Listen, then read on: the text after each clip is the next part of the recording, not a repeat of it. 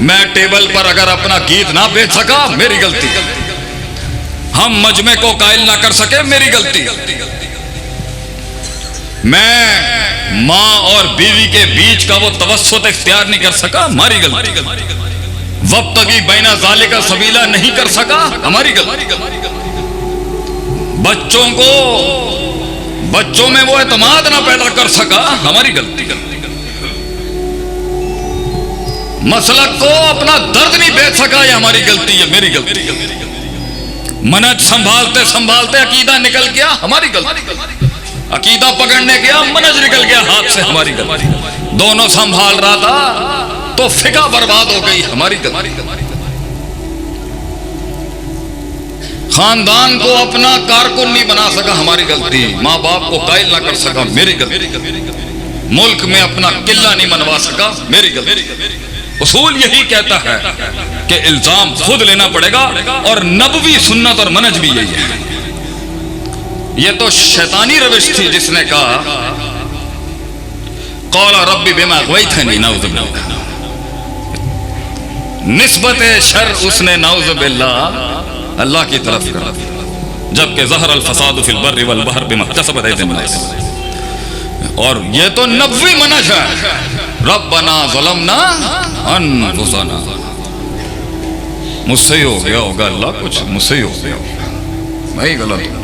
مگر اپنے آپ کا سیلف چیک لیتے ہوئے اور سیلف ریفلیکشن لیتے ہوئے اور سیلف انالیسس کرتے ہوئے اور خود ہی کا تجزیہ اور محاسبہ کرتے ہوئے خود ہی برباد بھی نہیں کرتا ایک مومن۔ تو میں جاننا چاہتا تھا غلطی کہاں ہو، کیونکہ مثبت چیز منفی کو کھا جائے گی، یہ قاعدہ ہے، اس بات نفی پہ غالب ہوگا انشاءاللہ، پوزیٹیوٹی آپٹیمزم ہمیشہ میدان مارے گی، سچائی میدان جیت کی آئے گی اگرچہ تعبیر کی غلطی ہی کیوں نہ ہو۔ اس لیے تو جب اس نے کہا انت عبدی وانا ربک، تو جملہ اپنے محل میں کفریہ ہی ہے، لیکن نیت اور قصد اور عزم اس کا للہیت اور الوہیت والا ہی تھا، تو اللہ نے کیا جان دے ہو جان دیا انسان نلگن کلو بنی آدم خطا۔ تو تعبیر اور عبارت کی غلط اگرچہ محل میں ٹھیک ہونی چاہیے دوسری جہت سے، لیکن نیت پھر کیوں نہیں ہوا، پھر کیوں چھن گیا، پھر کیوں در لٹ گیا میرا، پھر کیوں نہیں وہ ادارہ ایک سنگ میل بن سکا، وہ فکر اس عروج تک کیوں نہ پہنچ سکی،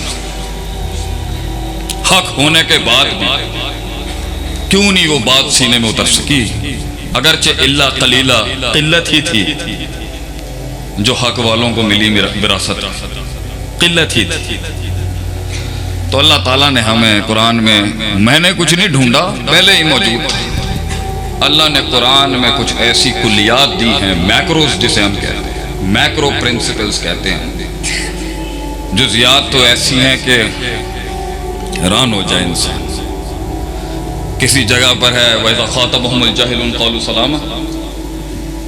اور کسی جگہ پر ہے جزاء السیئۃ بمثلها۔ مشکل ہے جزیات کو ماسٹر کرنا، لیکن کلی قاعدے ایسے دیے اللہ نے جہاں سے انسان اپنی زندگی کی اس تحریک کو ہر وقت چیک لے سکتا ہے، محاسبہ کر سکتا ہے کہ ہم وہ کیسے وہاں تک پہنچے۔ شک آ رہا ہے، شہوت آ رہی ہے،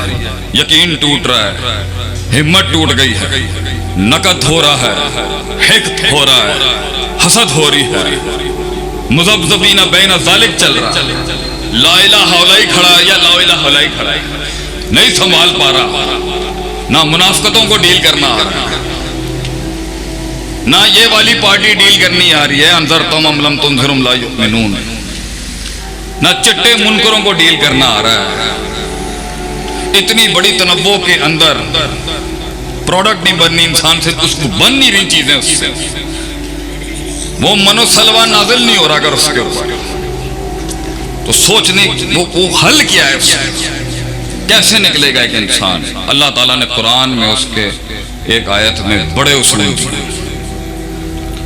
کہ یہاں پہ چیک کر لے اپنا، غلطی ادھر ہی ہوگی، یہ ہو نہیں سکتا، کہ ایمان کا تقاضا پورا ہو،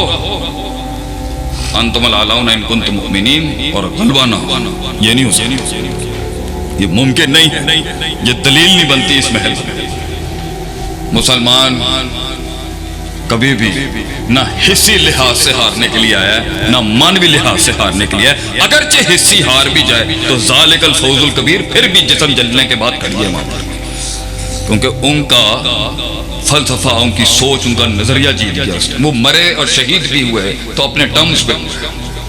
مومن اپنے ٹرمز پر شہادت قبول کرتا ہے، اور وہ ہے اس کا عقیدہ، اس کی توحید۔ تو اللہ تعالیٰ فرماتا ہے قرآن میں، لَقَدْ مَنَّ اللَّهُ عَلَى الْمُؤْمِنِينَ، انسانوں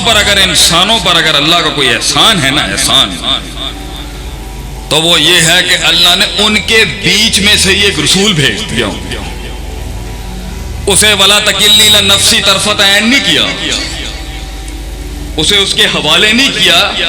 کہ تو خود ڈھونڈ لے رستے، اور عقل کے حوالے نہیں کیا اللہ نے۔ اگرچہ عقل فساد اور نفع کو پہچاننے کی کچھ حد تک طاقت رکھتی ہے، مگر اصل نہیں بنایا اس نے، عقل کو اصل نہیں بنایا، شرع پر مقدم نہیں کیا، ما انزل اللہ پر حوالے نہیں کیا انسان کو اس کی نفس۔ اللہ نے کہا احسان ہے میرا کہ میں نے مخلوق تخلیق کر دی، یہ احسان ہے، اگرچہ وَلَهُ الْحَمْدُ فِي الْأُولَىٰ وَالْآخِرَةِ، تو نہ بھی کر تو تب نہیں، جب کچھ بھی نہیں تھا تب بھی ہم تھی، جب کچھ بھی نہیں ہوگا تب بھی ہم تھی، ضرورت نہیں تھی، بنایا، اختیار دے دیا، یہ بھی احسان ہے، اللہ نے اختیار دیا، اس اختیار کے بعد پھر ایک احساس بھیجا وحی کی شکل میں کہ جب تجھے رستہ نہ ملے ان اندھیروں کے اندر، جب تجھے وہ تنہائیاں محسوس ہو رہی ہوں، گمنام ہو چکا، حق کے رستے کی شان ہی یہی ہے، نہ آگے کوئی ہوگا، نہ پیچھے کوئی ہوگا، نہ دائیں نہ بائیں کوئی نہیں ہوگا، یہ تنہائیوں کا سفر ہے، یہ گمنامیوں کا سفر ہے، وہ زندگی کیا جسے تنہائی نصیب نہ ہو۔ میرا نبی علیہ الصلوۃ والسلام 36 کی عمر میں اپنی حسین ترین اس دور میں جب پہنچ رہا تھا، 40 سال میں، 36 کی عمر میں اس نے دنیا سے علیحدگی اپنائی، کائنات کا سب سے بڑا لیڈر 36 سال کی عمر میں غار میں چلا گیا، وہ ضرورت تھی اس ٹائم پر، اس پاکیزگی کو، اس تنہائی کی ضرورت تھی، کیونکہ جنگیں آ گئے، اس سفر میں جنگیں، اور سب سے بڑی جنگ خارج میں نہیں ہوتی بیٹا، سب سے بڑی جنگ انسان اپنے آپ سے لڑتا ہے۔ تو کیا ہی زبردست مقولہ ہے عربی کا، من ادرک سیاست النفس ہی فقط ادرک سیاست الناس، جو اپنے نفس کی کلا بازیوں کو ماسٹر کر گیا اور اس پر غالب ہو گیا، جو اپنے نفس کی افراد تفرید کو ماہر ہو کے سنبھال گیا، جو اپنے نفس کی کلا بازیوں کو منہ